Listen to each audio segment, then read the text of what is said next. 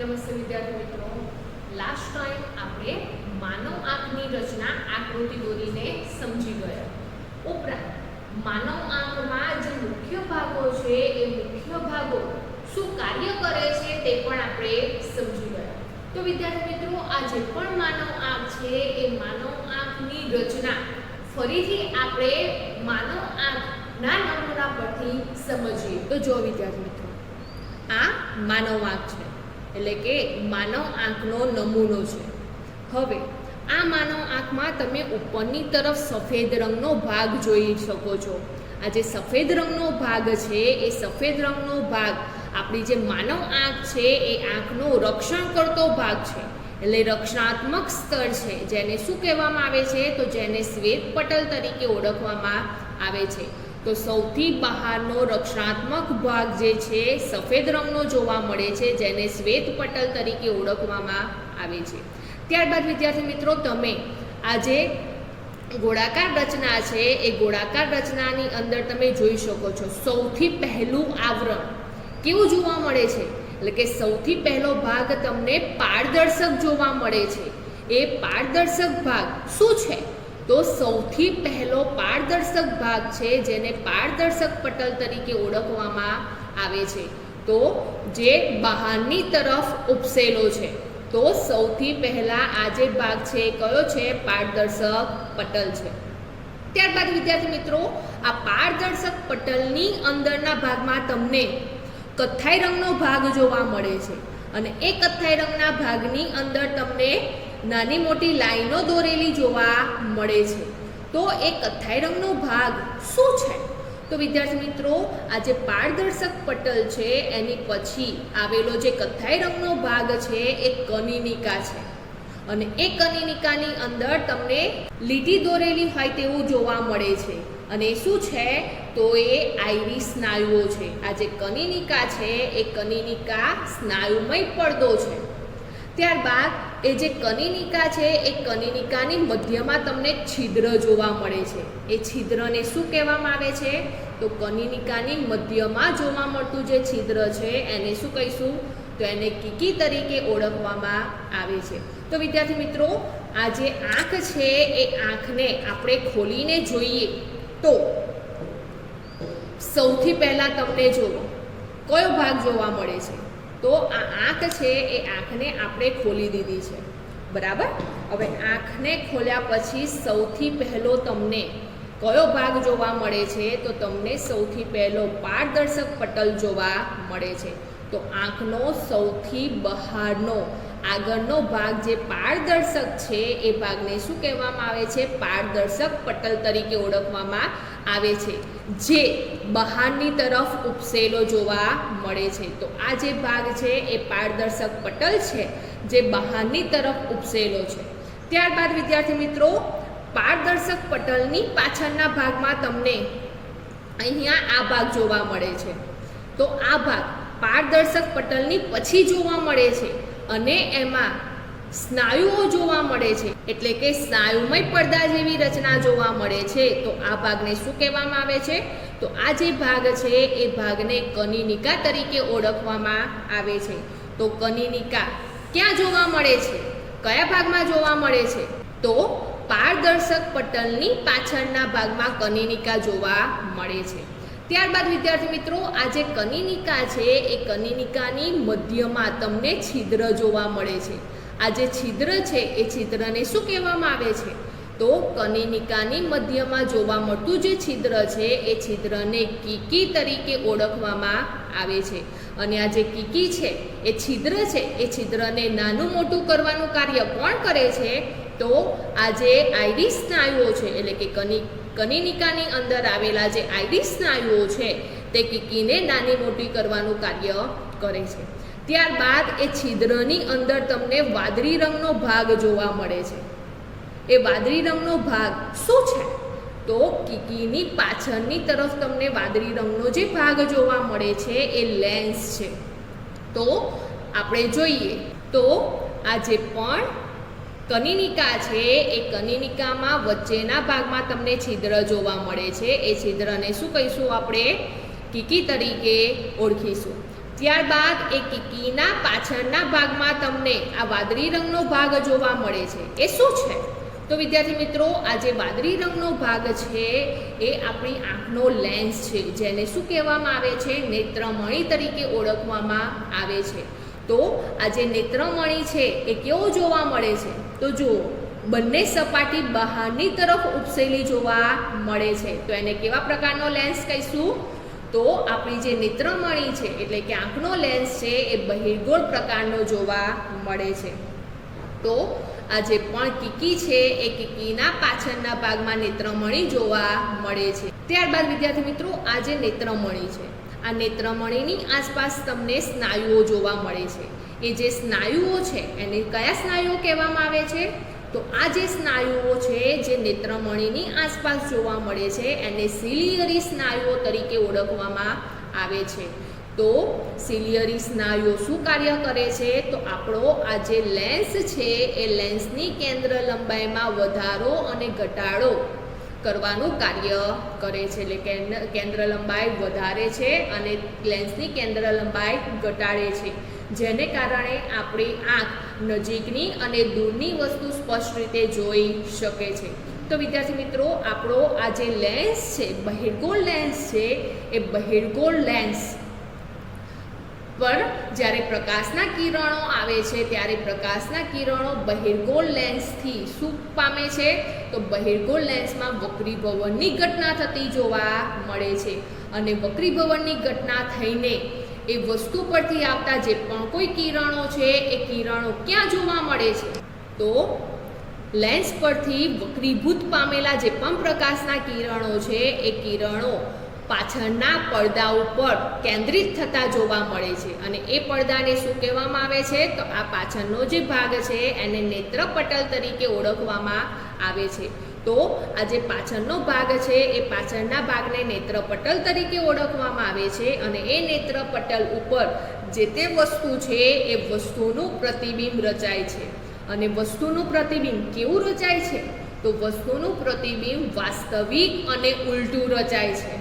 તો વિદ્યાર્થી મિત્રો, આપણી જે આંખ છે એ આંખમાં રહેલો જે લેન્સ છે એ લેન્સ દ્વારા જે તે વસ્તુનું પ્રતિબિંબ નેત્રપટલ પર વાસ્તવિક અને ઉલટું રચાય છે. ત્યારબાદ એ જે પણ પ્રતિબિંબ રચાય છે તે દરમિયાન એ નેત્રપટલ પર પ્રકાશ સંવેદી કોષો આવેલા છે જે વિદ્યુત સંદેશાઓ ઉત્પન્ન કરે છે. અને એ સંદેશાઓ ઉત્પન્ન થાય છે તે દરમિયાન આ જે તમને ભાગ જોવા મળે છે એ દ્રષ્ટિ ચેતા છે. શું છે? તો આ જે ભાગ જોવા મળે છે એ દ્રષ્ટિ ચેતાઓ છે જે આંખની અંદર પ્રવેશેલી જોવા મળે છે. તો આ જે દ્રષ્ટિ ચેતાઓ છે એ દ્રષ્ટિ ચેતાઓ દ્વારા એ જે વિદ્યુત સંદેશાઓ છે એ વિદ્યુત સંદેશાઓ આપણા મગજ સુધી પહોંચે છે. અને આપણો મગજ એ સંદેશાનું અર્થઘટન કરે છે. અને એ અર્થઘટન કર્યા પછી આપણે એ વસ્તુનું પ્રતિબિંબ સીધું જોઈ શકીએ છીએ. એટલે કે જે તે વસ્તુ છે એ મૂળ સ્વરૂપે જોઈ શકીએ છીએ. હકીકતમાં આપણી આંખમાં વસ્તુનું પ્રતિબિંબ વાસ્તવિક અને ઉલટું રચાય છે, પણ આપણે ઉલટી વસ્તુ જોઈ શકતા નથી. કેમ? તો દ્રષ્ટિ ચેતા દ્વારા જે પણ સંદેશો મગજ સુધી પહોંચે છે એ સંદેશો વાસ્તવિક અને ઉલટો જ પહોંચે છે, પણ મગજ એ સંદેશાનું અર્થઘટન કરે છે. અને અર્થઘટન કરીને શું કરે છે? સંદેશો સીધો કરે છે અને જે તે વસ્તુનું પ્રતિબિંબ આપણે મૂળ સ્વરૂપે જોઈ શકીએ છીએ. તો આમ આપણી જે આંખ છે એ આંખ આ પ્રકારની જોવા મળે છે. એટલે કે માનવ આંખમાં જુદા જુદા પ્રકારના ભાગો જોવા મળે છે જે જુદું જુદું કાર્ય કરે છે. ત્યારબાદ વિદ્યાર્થી મિત્રો, આપણી જે માનવ આંખ છે એ માનવ આંખમાં જોવા મળતા આ જે પણ કોઈ ભાગ છે એ ભાગ કોઈ કારણસર ઈજા પામે છે અથવા તો તે યોગ્ય રીતે કાર્ય કરી શકતા નથી. તો તે દરમિયાન શું થાય છે? તો આપણી જે આંખ છે એ આંખની જે જોવાની ક્ષમતા છે એ જોવાની ક્ષમતામાં ઘટાડો થતો જોવા મળે છે. એટલે કે આપણે કોઈ પણ વસ્તુ સ્પષ્ટ રીતે જોઈ શકતા નથી. ઉદાહરણ તરીકે વિદ્યાર્થી મિત્રો, પ્રકાશના વહન સાથે સંકળાયેલ કોઈ પણ ભાગો, એટલે કે આપણને ખબર છે કે પ્રકાશના કિરણો સૌથી પહેલાં કયા ભાગ પર આવે છે, કયા ભાગ પર પહોંચે છે અને પ્રતિબિંબ ક્યાં રચાય છે તે આપણે અગાઉ સમજી ગયા છીએ.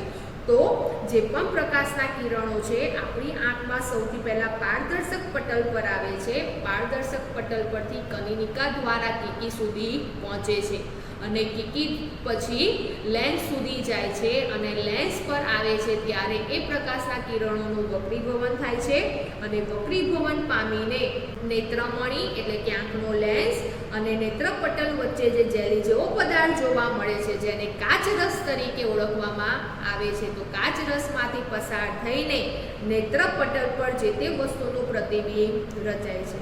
આ ઉપરાંત વિદ્યાર્થી મિત્રો જે પણ વિદ્યુત સંદેશાઓ ઉત્પન્ન થાય છે એ વિદ્યુત સંદેશાઓને મગજ સુધી પહોંચાડતો ભાગ કયો છે?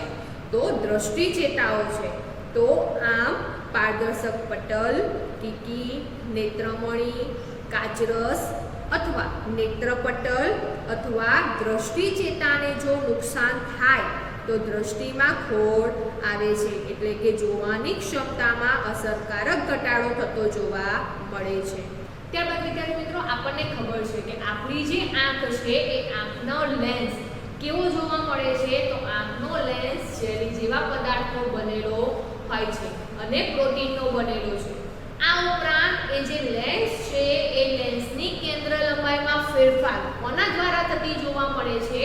તો આપણો જે આંખનો લેન્સ છે એ આંખના લેન્સની કેન્દ્ર લંબાઈમાં વધારો અને ઘટાડો જે સિલિયરી સ્નાયુઓ છે એ સિલિયરી સ્નાયુઓ દ્વારા થતું જોવા મળે છે. એટલે કે સિલિયરી સ્નાયુઓ છે એ સિલિયરી સ્નાયુઓ આપણી જે આંખ છે એ આંખનો જે લેન્સ છે એ લેન્સને પોતાની જગ્યા ઉપર જકડી રાખવાનું કાર્ય કરે છે. ઉપરાંત એ લેન્સની વક્રતામાં વધારો અને ઘટાડો કરીને તેની કેન્દ્ર લંબાઈમાં ફેરફાર કરી શકે છે જેને કારણે આપણે દૂરની અને નજીકની વસ્તુ સ્પષ્ટ રીતે જોઈ શકીએ છીએ. તો વિદ્યાર્થી મિત્રો દૂરની વસ્તુ અને નજીકની વસ્તુ આપણે સ્પષ્ટ રીતે ક્યારે જોઈ શકીએ છીએ? જે આપણે અગાઉ સમજી ગયા છીએ કે જ્યારે સિલિયરી સ્નાયુઓ છે એ સિલિયરી સ્નાયુઓ ઢીલા હોય એટલે કે આરામની સ્થિતિમાં હોય તે દરમિયાન જે લેન્સ છે એ લેન્સની વક્રતામાં ઘટાડો થતો જોવા મળે છે જેને કારણે લેન્સ પાતળો થાય છે અને લેન્સ પાતળો થાય છે તે દરમિયાન લેન્સની કેન્દ્ર લંબાઈ વધે છે. તો જ્યારે સિલિયરી સ્નાયુઓ આરામની સ્થિતિમાં હોય છે તે દરમિયાન તે લેન્સની વક્રતામાં ઘટાડો કરે છે અને ઘટાડો થાય છે તે દરમિયાન લેન્સની કેન્દ્ર લંબાઈ વધે છે અને લેન્સ પાતળો થતો જોવા મળે છે જેને કારણે અભિસારી પાવર કેવો જોવા મળે છે? તો અભિસારી પાવર ઓછો જોવા મળે છે અને આપણે દૂરની વસ્તુ સ્પષ્ટ રીતે જોઈ શકીએ છીએ. ત્યારબાદ વિદ્યાર્થી મિત્રો નજીકની વસ્તુ ક્યારે સ્પષ્ટ રીતે જોઈ શકીએ છીએ? તો જ્યારે સિલિયરી સ્નાયુઓ સંકોચિત અવસ્થામાં હોય એટલે કે સિલિયરી સ્નાયુઓ સંકોચન પામે તે દરમિયાન જે લેન્સ છે એ લેન્સની વક્રતામાં વધારો થતો જોવા મળે છે અને લેન્સની વક્રતામાં વધારો થવાને કારણે જે લેન્સ છે એ લેન્સ જાડો બને છે અને તે દરમિયાન તેની કેન્દ્ર લંબાઈ ઘટે છે અને એ પરિસ્થિતિમાં આપણી આંખ નજીકની વસ્તુ સ્પષ્ટ રીતે જોઈ શકે છે. શાને કારણે? તો વક્રતામાં વધારો થવાને કારણે, જાડાઈમાં વધારો થવાને કારણે જે લેન્સ છે એ લેન્સ જાડો બને છે અને તેની કેન્દ્ર લંબાઈ ઘટે છે જેને કારણે અભિસારી પાવર વધે છે અને અભિસારી પાવર વધવાને કારણે આપણે નજીકની વસ્તુ સ્પષ્ટ રીતે જોઈ શકીએ છીએ. તો આમ દૂરની વસ્તુ જ્યારે સિલિયરી સ્નાયુઓ આરામની સ્થિતિમાં હોય છે તે દરમિયાન આપણે સ્પષ્ટ રીતે જોઈ શકીએ છીએ અને નજીકની વસ્તુ આપણે જ્યારે સિલિયરી સ્નાયુઓ સંકોચિત અવસ્થામાં હોય તે દરમિયાન આપણે સ્પષ્ટ રીતે જોઈ શકીએ છીએ. તો સિલિયરી સ્નાયુઓની જે સ્થિતિ છે આરામની સ્થિતિ અને સંકોચિત અવસ્થાની જે સ્થિતિ છે એ સ્થિતિને આધારે જે લેન્સ છે એ લેન્સ જાડો અને પાતળો બને છે એટલે કે લેન્સની વક્રતામાં વધારો અને ઘટાડો થતો જોવા મળે છે જેને કારણે આપણે દૂરની અને નજીકની વસ્તુ સ્પષ્ટ રીતે જોઈ શકીએ છીએ. તો લેન્સની પોતાની કેન્દ્ર લંબાઈમાં ફેરફાર કરવાની જે ક્ષમતા છે જેને સમાવેશ ક્ષમતા તરીકે સમાવેશ ક્ષમતા કોને કહેવામાં આવે છે? તો વિદ્યાર્થી મિત્રો, જ્યારે કોઈ પણ વ્યક્તિ નજીકની અને દૂરની વસ્તુ જોવે છે તે દરમિયાન જે લેન્સ છે એ લેન્સ જરૂર મુજબ જાડો કે જરૂર મુજબ પાતળો થતો જોવા મળે છે, એટલે કે લેન્સની કેન્દ્ર લંબાઈમાં ફેરફાર થતો જોવા મળે છે, જેને કારણે જે તે વ્યક્તિ દૂરની અને નજીકની વસ્તુ સ્પષ્ટ રીતે જોઈ શકે છે. તો આજે કેન્દ્ર લંબાઈમાં વધારો ઘટાડો એટલે કે કેન્દ્ર લંબાઈમાં ફેરફાર કરવાની જે આંખની ક્ષમતા છે, જેને શું કહેવામાં આવે છે? તો જેને આંખની સમાવેશ ક્ષમતા તરીકે ઓળખવામાં આવે છે. તો સમાવેશ ક્ષમતા નજીકની કે દૂરની એટલે કે જુદા જુદા અંતરની કોઈ પણ વસ્તુ છે એ વસ્તુનું તીક્ષ્ણ એટલે કે સ્પષ્ટ પ્રતિબિંબ નેત્ર પટલ પર રચાય તે માટે જરૂરિયાત મુજબ આંખના લેન્સની પોતાની કેન્દ્ર લંબાઈમાં ફેરફાર કરવાની જે ક્ષમતા છે એ ક્ષમતાને સમાવેશ ક્ષમતા તરીકે ઓળખવામાં આવે છે, જેને કારણે આપણે દૂરની અને નજીકની વસ્તુ સ્પષ્ટ રીતે જોઈ શકીએ છીએ. પરંતુ વિદ્યાર્થી મિત્રો, આપણે દૂરની વસ્તુ કયા અંતર સુધી સ્પષ્ટ રીતે જોઈ શકીએ છીએ અને નજીકની વસ્તુ કયા અંતર સુધી સ્પષ્ટ રીતે જોઈ શકીએ છીએ? ખ્યાલ છે તમને? તો વિદ્યાર્થી મિત્રો, જે લઘુત્તમ અંતરે એટલે કે જે નજીકના અંતરે આપણે જે તે વસ્તુ સ્પષ્ટ રીતે જોઈ શકીએ છીએ એ જે અંતર છે એ અંતરને જે આંખ છે એ આંખનું નજીક બિંદુ તરીકે ઓળખવામાં આવે છે. નજીક બિંદુ કોને કહેવામાં આવે છે? તો જે લઘુત્તમ અંતરે રહેલી વસ્તુને આંખ તે વસ્તુને સ્પષ્ટ રીતે જોઈ શકે છે તે અંતરને શું કહેવામાં આવે છે? નજીકનું બિંદુ તરીકે ઓળખવામાં આવે છે. તો નજીકનું બિંદુ કયું છે? તો વિદ્યાર્થી મિત્રો, તમે એક પ્રવૃત્તિ કરી શકો છો. તમારી જે ચોપડી છે એ ચોપડી ખુલ્લી કરીને એ ચોપડીને આપણી જે આંખ છે એ આંખની સૌથી નજીક લઈ જવામાં આવે તો શું તમે એ ચોપડીમાં રહેલા જે પણ કોઈ શબ્દો છે શબ્દોને વાંચી શકો છો? તો ના વિદ્યાર્થી મિત્રો, તમે એ શબ્દોને વાંચી નહીં શકો, પરંતુ એ જે ચોપડી છે એ ચોપડીને તમે તમારા આંખની નજીકથી ધીમે ધીમે ધીમે ધીમે દૂર લઈ જાઓ તો એક અંતર એવું આવશે જે અંતરે તમે એ ચોપડીના જે શબ્દો છે, જે વાક્યો છે એ તમે સ્પષ્ટ રીતે વાંચી શકશો. તો જે અંતરે તમે ચોપડીના શબ્દો અને વાક્યો સ્પષ્ટ રીતે વાંચી શકો છો એ અંતરને શું કહેવામાં આવે છે? તો એ અંતરને આંખનું નજીક બિંદુ તરીકે ઓળખવામાં આવે છે. તો સામાન્ય દ્રષ્ટિ ધરાવતી વ્યક્તિ છે એટલે કે જેમને આંખમાં કોઈ પ્રકારના નંબર નથી, કોઈ પ્રકારનું નુકસાન નથી, તેવી સામાન્ય દ્રષ્ટિ ધરાવતી જે વ્યક્તિ છે એ વ્યક્તિનું નજીક બિંદુ કેટલું જોવા મળે છે? તો એ વ્યક્તિનું નજીક બિંદુ 25 સેન્ટીમીટરે જોવા મળે છે. એટલે કે 25 સેન્ટીમીટરે રાખેલી જે વસ્તુ છે એ વસ્તુનું પ્રતિબિંબ આપણે સ્પષ્ટ રીતે જોઈ શકીએ છીએ, પરંતુ 0 થી 25 સેન્ટીમીટરની અંદર રહેલી જે તે વસ્તુ છે એ વસ્તુનું પ્રતિબિંબ આપણે સ્પષ્ટ રીતે જોઈ શકતા નથી, જે આપણે અત્યારે પ્રવૃત્તિ દ્વારા સમજ્યા. તેવી જ રીતે વિદ્યાર્થી મિત્રો, આપણે દૂરની વસ્તુ ક્યારે સ્પષ્ટ રીતે જોઈ શકીએ છીએ? તો આપણી જે આંખ છે અનંત સુધી જે વસ્તુને સ્પષ્ટ રીતે જોઈ શકે છે. દૂરની જે પણ કોઈ વસ્તુને સ્પષ્ટ રીતે જોઈ શકે છે એ જે બિંદુ છે, એ જે અંતર છે, જેને શું કહેવામાં આવે છે? જેને દૂરબિંદુ તરીકે ઓળખવામાં આવે છે. તો દૂરબિંદુ કોને કહેવામાં આવે છે? તો દૂરના જે અંતર સુધી આ વસ્તુને સ્પષ્ટ રીતે જોઈ શકે છે તે અંતરને દૂરબિંદુ તરીકે ઓળખવામાં આવે છે. તો દૂરબિંદુ કેટલું જોવા મળે છે? તો આપણે કોઈ પણ વસ્તુ અનંત અંતર સુધી સ્પષ્ટ રીતે જોઈ શકીએ છીએ. તો જે પણ સામાન્ય દ્રષ્ટિ ધરાવતી વ્યક્તિ છે, જેમની આંખમાં કોઈ પ્રકારના નંબર નથી કે કોઈ પ્રકારની ખામી નથી, તેવી સામાન્ય દ્રષ્ટિ ધરાવતી વ્યક્તિ છે એ વ્યક્તિ અનંત અંતર સુધી દૂરની વસ્તુ સ્પષ્ટ રીતે જોઈ શકે છે. તો આમ સામાન્ય દ્રષ્ટિ ધરાવતી જે પુખ્ત વ્યક્તિ છે એ પુખ્ત વ્યક્તિનું નજીક બિંદુ 25 સેન્ટીમીટર જેટલું જોવા મળે છે અને દૂર બિંદુ અનંત અંતરે જોવા મળે છે.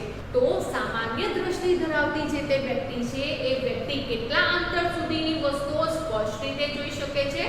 તો વિદ્યાર્થી મિત્રો તેવી જે વ્યક્તિ છે એ 25 સેન્ટીમીટરથી અનંત અંતર સુધી રહેલી જેટલી પણ વસ્તુઓ છે એ બધી જ વસ્તુઓ સ્પષ્ટ રીતે જોઈ શકે છે.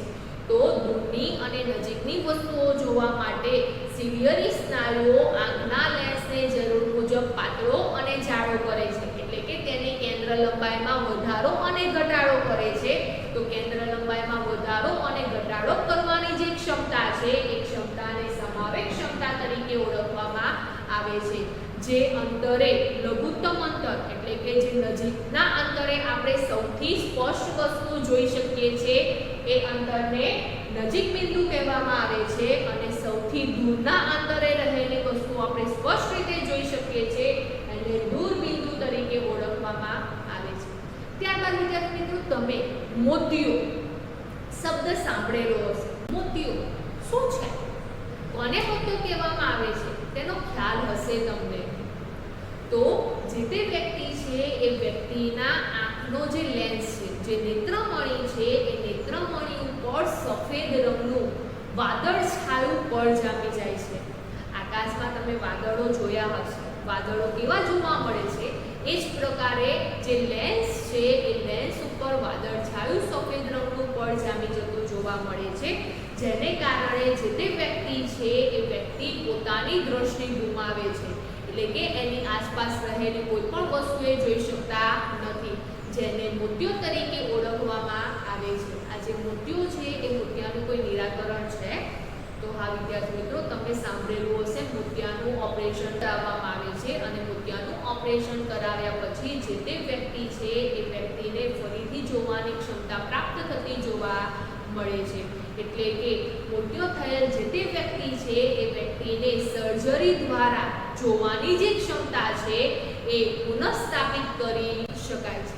ત્યારબાદ વિદ્યાર્થી મિત્રો, આપણી જે આંખ છે એ આંખ સમક્ષ કોઈ વસ્તુ રાખવામાં આવી છે અને એ વસ્તુને દૂર કરી લેવામાં આવે તો એ જે વસ્તુ છે એ વસ્તુનું પ્રતિબિંબ આપણી આંખ પર એટલે કે નેત્રપટલ પર કેટલા ટાઈમ સુધી જોવા મળે છે?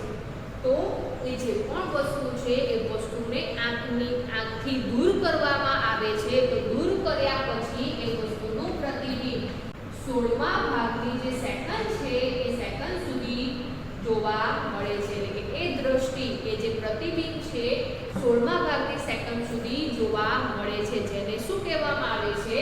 તો આ જે છે એને દ્રષ્ટિ સાતત્ય તરીકે ઓળખવામાં આવે છે. તો દ્રષ્ટિ સાતત્ય કોને કહેવામાં આવે છે?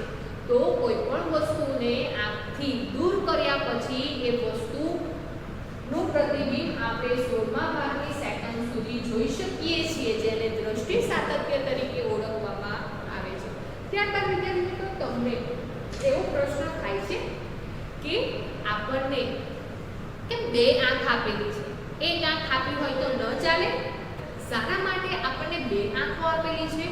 તો વિદ્યાર્થી મિત્રો, આપણી જે એક આંખ છે એ એક આંખ 150 અંશ જેટલો જે વિસ્તાર છે, 150 અંશ જેટલો જે વિસ્તાર છે એ વિસ્તાર સુધી જે તે વસ્તુઓ જોઈ શકે છે. પરંતુ બંને આંખોને ભેગી કરવામાં આવે ત્યારે જોવાનો જે વિસ્તાર છે એ કેટલો જોવા મળે છે? 180 અંશ જેટલો જોવા મળે છે, એટલે કે જોવાનો વિસ્તાર વધી જાય છે, જેને કારણે બે આંખો જોવા મળે છે. આ ઉપરાંત આપણી જે બંને આંખો છે એ બંને આંખો વચ્ચેનું અંતર પણ કેટલું જોવા મળે છે? વધારે જોવા મળે છે. તો ના વિદ્યાર્થી મિત્રો, આપણી જે બે આંખ છે એ બંને આંખ વચ્ચેનું અંતર પણ કેવું જોવા મળે છે? તો ઓછું જોવા મળે છે, ઓછા સેન્ટીમીટર જેટલું જોવા મળે છે. તો આપણી જે બંને આંખ છે એ બંને આંખ જુદા જુદા ચિત્રો જોવે છે, અને જુદા જુદા ચિત્રો અથવા તો જુદા જુદા દ્રશ્યો જોવે છે, અને એ જે પણ કઈ સંદેશાઓ છે એ મગજ સુધી પહોંચે છે, અને મગજ એ જે ચિત્રો છે કે દ્રશ્યો છે એને ભેગા કરીને તેનું અર્થઘટન કરીને આપણને તેનો સંદેશો પહોંચાડે છે, જેથી કરીને આપણે જે તે વસ્તુ છે એ વસ્તુ કે દ્રશ્યો છે આપણે સાથે જોઈ શકીએ છીએ. તો આને કારણે આપણને બે આંખો આપવામાં આવેલી છે. એક આંખથી આપણે કોઈ પણ વસ્તુ સ્પષ્ટ રીતે જોઈ શકતા નથી. સ્પષ્ટ રીતે જોઈ શકીએ પરંતુ કોઈ એક સાઈડની જ વસ્તુ આપણે જોઈ શકીએ છીએ, બીજી સાઈડની વસ્તુ જોઈ શકતા નથી. તમે પ્રવૃત્તિ કરી શકો છો, તમારી એક આંખ બંધ કરીને જોવાનો ટ્રાય કરો, શું થશે? તો તમે અમુક વિસ્તાર સુધીની જ વસ્તુઓ જોઈ શકો છો, પરંતુ બીજી આંખ ખોલી દો તો બંને આંખથી તમે તમારી આસપાસની બધી વસ્તુઓ, વધારે વિસ્તાર સુધીની વસ્તુઓ જોઈ શકો છો. તો આને કારણે આપણી જે આંખ છે એ ભગવાને આપણને બે આંખો આપેલી છે.